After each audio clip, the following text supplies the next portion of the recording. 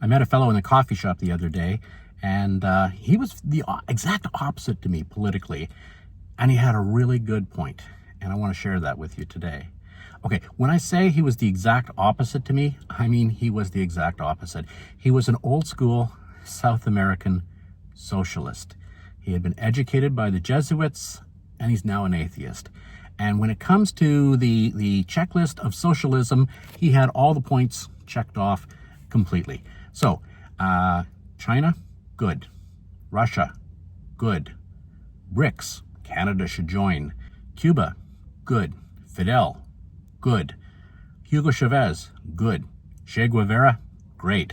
Donald Trump, not so good. Mark Carney, well, the jury's out on him.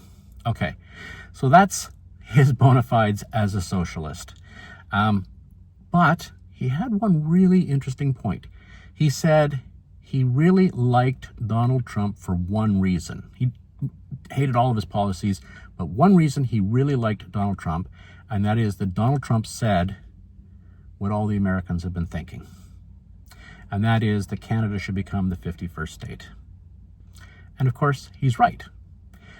Americans, since the War of 1812, have been thinking about making Canada the 51st state. It is a national obsession for many. And you know what? There's many fine Americans who don't think that. There's many fine Americans who are just happy to let Canada be Canadian. The ones who think that Canada should become the 51st state, maybe they're not being aggressive, they're not being mean. They think that being American is the most wonderful thing that could ever happen to any country, and so it would be good for Canadians to become the 51st state. Well, that's what a lot of them think. And Donald Trump finally said it. And so this fellow was thankful for that. But let me tell you, Canada is not going to become the 51st state. There's a lot of reasons. First of all, we don't like your healthcare system or lack thereof. We want our own healthcare system. Now, you know what? Our healthcare system has problems. We know about those problems, but we want our problems, not your problems. We don't want a situation where most Canadians have medical debt hanging over their heads, where they're battling with their insurance companies, where it's healthcare is something that people fear. We don't want that. Thank you very much, but we're just not interested. You know what? We're also not interested in your gun culture. Canada actually has its own debates over guns and the long gun registry and so on. There's many Canadians who feel that we should have maybe more liberal, I don't know if that's the right term, maybe we should have more open gun laws and so on. There's debates in Canada about that. But you know what?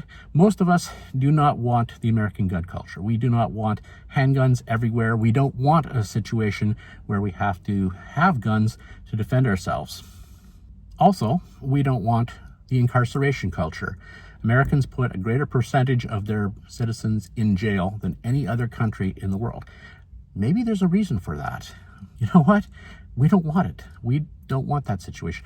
We don't want the grand jury situation. The grand jury principle where you've got to put people through a grand jury before they're charged. We don't want that because it's like 100% conviction rate. Not interested.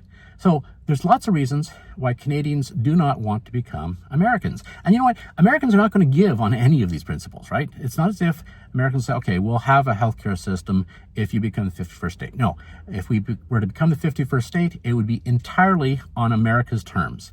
And we're just not interested. Listen, we like you. We like you, America. We really do. We just don't want to become part of you.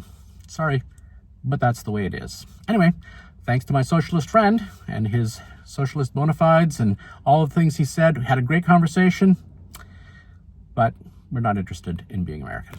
Bye-bye.